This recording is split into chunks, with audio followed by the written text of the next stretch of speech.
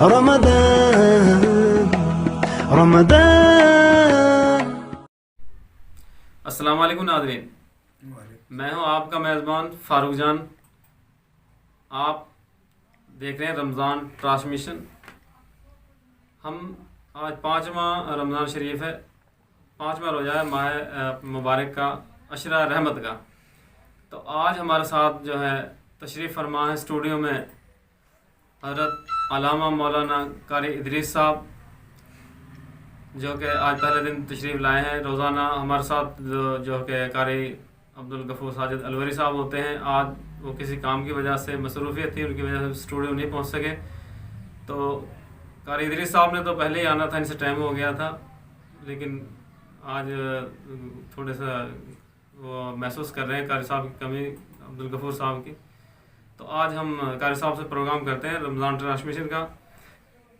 رمضان transmission جاری ہے انشاءاللہ، اور پورے ماہ جاری ساری رہے گی۔ آج ہم کچھ رمضان شریف کے جو ہے اپنا فضائل کے بارے میں بات کریں گے۔ تو قاری صاحب السلام علیکم۔ وعلیکم السلام۔ قاری ادریس صاحب، جو رمضان شریف کے جو فضائل ہیں ان کے بارے میں کچھ بتائیں گے ناظرین کو؟ بالکل بتائیں گے۔ بسم اللہ الرحمن الرحیم۔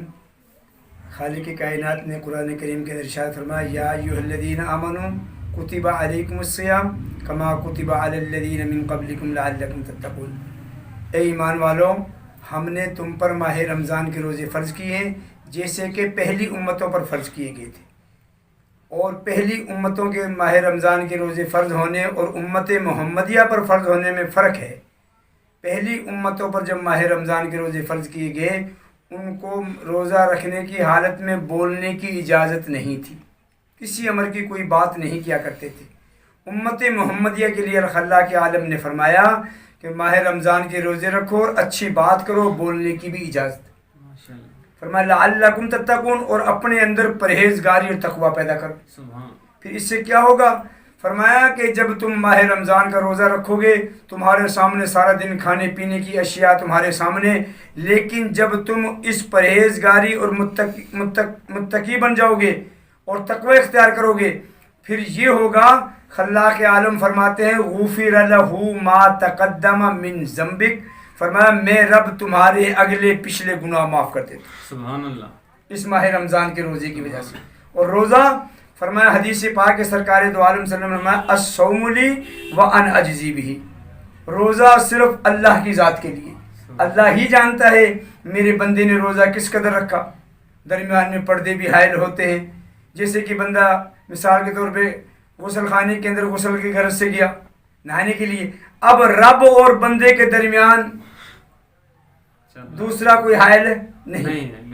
اب یہ بندہ اگر پانی پینا چاہتا ہے تو پانی بھی پی سکتا ہے، لیکن لعلکم تتقون، خوف ہے، جانتا ہے کہ میرا رب ان اللہ علیم بذات الصدور، میرا رب جانتا ہے، میرا رب دیکھ رہا ہے، لیکن میں نے یہ کام نہیں کرنا، روزہ صرف اللہ کی ذات کے لیے۔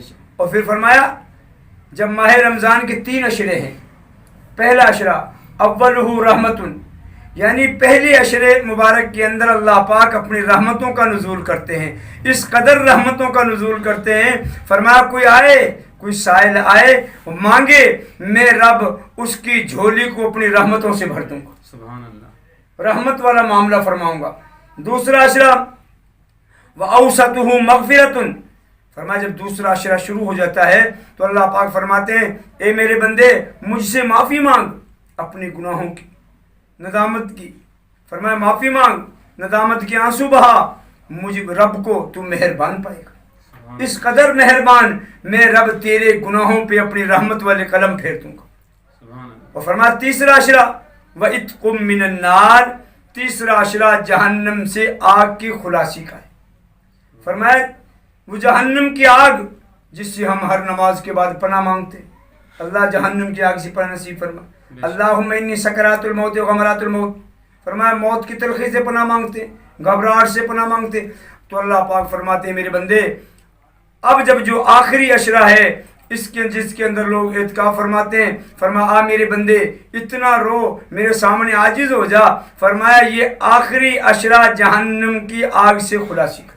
سبحان اللہ، تو اللہ پاک بہانے سے اپنے محبوب کی امت کو معاف فرماتے ہیں۔ سبحان اللہ، کیا یہ صرف امت محمدیہ کے لیے، بخشش کے لیے، بخشش کے لیے، بخشش کا سما ہے۔ فرمایا ساری رات دروازہ کھلا ہے مالک کا، جب چاہے کوئی آئے۔ ٹھیک، فرمایا آؤ، تمہارے آنے کے اندر دیر ہے، میرے معاف کرنے کے اندر دیر دیر نہیں ہے، بے شک، فرمایا آؤ آ کر تو دیکھو، اگر رستہ ہموار نہ کرو تو تب کہنا، مانگ کے دیکھو تمہاری جھولیاں بھر نہ دوں تو تب کہنا۔ سبحان اللہ، فرمایا ہر حال میں مجھ رب کو تم مہربان پاؤ گے۔ سبحان فرمایا نحن اقرب الیہ من حبل الورید، میں رب تمہاری شارک سے بھی زیادہ قریب، بے شک، مجھے پکار کے تو دیکھو۔ بے شک، جب انسان اپنے مالک کو پکارتا ہے، روزہ افطار کا وقت ہوتا ہے، تو اللہ پاک فرماتے ہیں جب میرا بندہ میرے سامنے دعا کرتا ہے، سمندر کی مچھلیاں بھی ان کی دعا پہ آمین کہتی۔ سبحان اللہ، فرمایا دعا کرتے جاؤ، میں رب تمہاری دعا کو قبول کرتا جاؤں۔ ماہ رمضان کے صدقے، قرآن کے صدقے، ماہ رمضان ملا، فرمایا ماہ رمضان کے اندر قرآن کریم کا نزول ہوا، فرمایا اللہ کے نبی کی رحمت کی وجہ سے یہ سب چیزیں ہمیں عطا ہوئی۔ بے شک، بے شک، فرمایا اگر اللہ پاک کو اپنے محبوب کو بھیجنا مقصود نہ ہوتا، کوئی چیز عیا نہ ہوتی، نہ ہوتی، بے شک، یہ ایسا، سب چیز اپنے پردے میں ہوتی۔ بے شک، بڑی بات، ہمیں پہچان ملی رب کی تو اللہ کے نبی نے بتایا بے شک، رب یہ ہے، آمین، رب اس کو کہتے ہیں، توحید اس کا معنی ہے، توحید اس کو کہتے ہیں۔ اور اللہ پاک نے اپنے حبیب کی رسالت کو بیان کر دیا، یہ میرا حبیب ہے، اس کی بات کو مانو، میں یطیع الرسول فقد اطاع اللہ، جب میرے حبیب کی اطاعت کرو گی اطاعت ہو جائے گی میری۔ بے شک، جن چیزوں سے اللہ پاک نے منع کر دیا، انسان کو چاہیے ان چیزوں سے منع رہے، جن چیزوں کو اللہ پاک نے کرنے کا حکم دیا، اس کے رسول نے کرنے کا حکم دیا، وہ کر گزرے۔ جب ہم یہ تمام تر کام کر گزریں گے، یقیناً ہم کامیابی کے راستے پہ چلیں گے۔ بے شک۔ ناظرین یہاں لیتے ہیں ایک چھوٹا سا بریک کے بعد پھر آتے ہیں انشاءاللہ۔ ویلکم بیک ناظرین، اپنا ہم حضرت صاحب سے پوچھتے ہیں جو یہ ماہ مبارک جو چل رہا ہے، اس میں قرآن پاک جو نازل ہوا، اللہ تعالیٰ نے قرآن پاک کو اس ماہ مبارک میں اتارا ہے، اس کی عظمت کے بارے میں پوچھتے ہیں کہ قرآن پاک کی کیا شان ہے، اس شان قرآن بیان کرتے ہیں۔ قاری صاحب قرآن پاک کی جو شان ہے وہ بتائیں ناظرین کو، کیا شان ہے قرآن پاک کی؟ بھائی فاروق صاحب، یہ جب قرآن کریم کا نزول ہوا نا، پہلی وحی آئی غار حرا کے اندر۔ غار حرا کے اندر اللہ کے نبی رحمت دو عالم وسلم اپنی بات کے اندر مصروف ہوا کرتے تھے۔ جب پہلی وحی آئی، اقرأ بسم ربک الذی خلق، حضرت جبریل امین قرآن لے کر آئے۔ جب پہلی وحی آئی تو اللہ کے نبی کو بتایا گیا کہ اللہ کے محبوب پڑھو، تو اللہ کے نبی نے انکار کر دیا، ما انا بقارئ۔ جب حضرت جبریل امین نے کہا اقرأ بسم ربک الذی خلق، جب رب کا نام آیا تو آپ نے پڑھ لیا۔ جب پہلی وحی آئی تو رحمت دو عالم وسلم جب اپنے گھر پر تشریف لائے تو فرمایا ختیجہ زمیلونی، کمبل لاؤ۔ آپ نے کمبل اوڑھا، فرمایا پسینے طاری تھے سردی کے عالم میں۔ فرمایا قرآن کریم یہ وہ قرآن کریم ہے جو اللہ پاک نے اللہ کے محبوب رحمت دو عالم وسلم کے آپ پر وحی بھیجنے سے پہلے قرآن کریم میں 22واں پارہ ہے، انا عرضنا الامانۃ علی السماوات والارض۔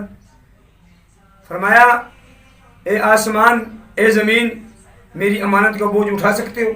سب نے معذرت کر لی، اللہ تیری امانت کا بوجھ نہیں اٹھا سکتا۔ فحملها الانسان، فرمایا پھر حضرت انسان پر قرآن کریم کا وحی نازل ہوئی۔ تو رحمت دو عالم وسلم جب وحی نازل ہوئی، قرآن کریم کا نزول ہوا، 1-2 دن نہیں، وقفے سے وقفے قرآن کریم جیسے ضرورت پڑتی گئی آسمان سے اترتا گیا۔ 63 سالوں کے اندر قرآن کریم مکمل ہو، 63 سالوں کے اندر۔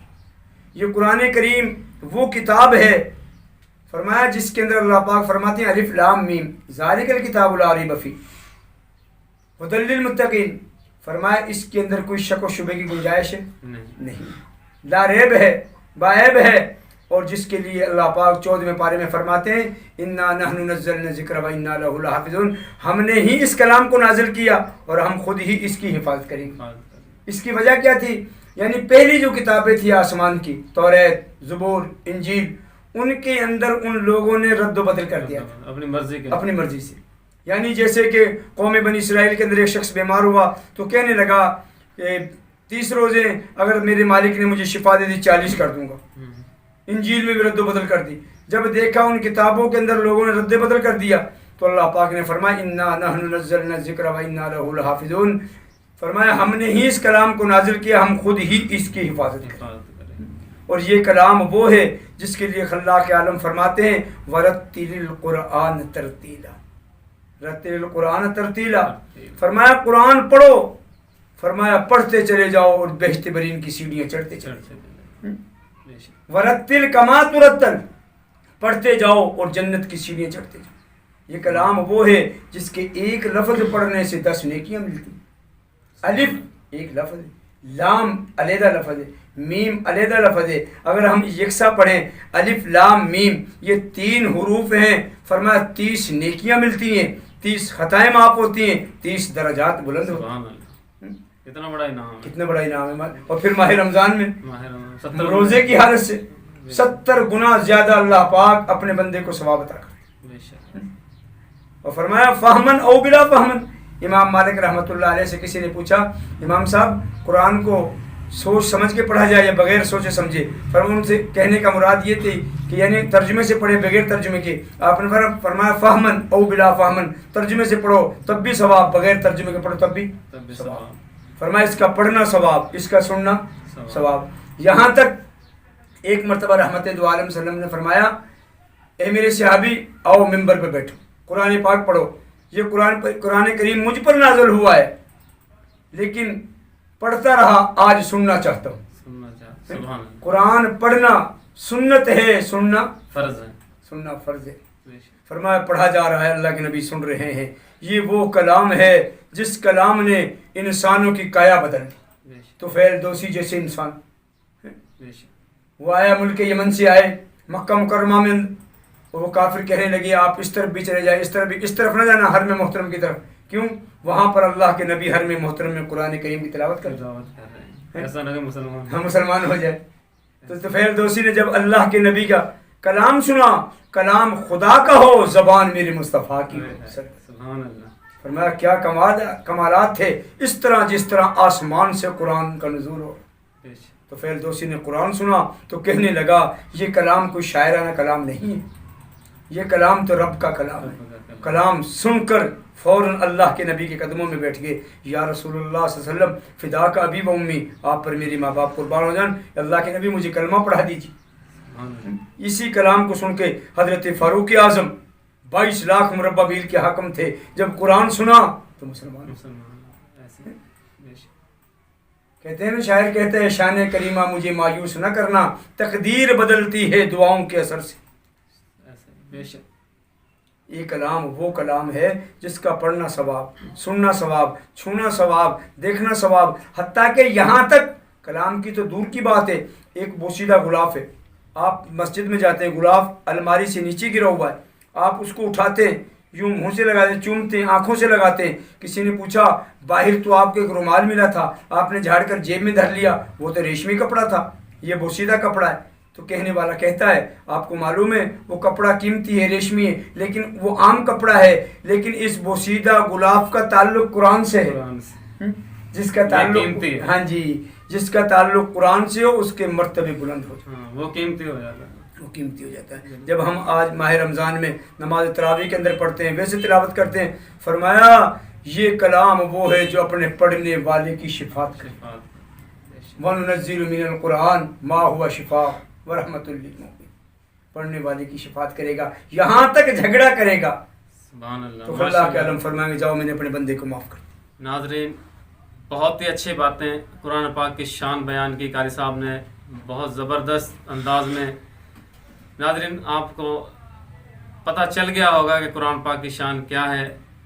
ہمارے پاس ٹائم کی بہت کمی ہوتی ہے، ورنہ قرآن پاک کی شان تو ایسی ہے کہ ہم لکھنے بیٹھ جائیں، بیان کرنے بیٹھ جائیں، ختم ہی نہیں ہوتی۔ انسان ختم ہو جاتے ہیں لیکن قرآن پاک کی شان ختم نہیں ہو سکتی۔ ماشاءاللہ بہت اچھی باتیں تھی قاری صاحب کی۔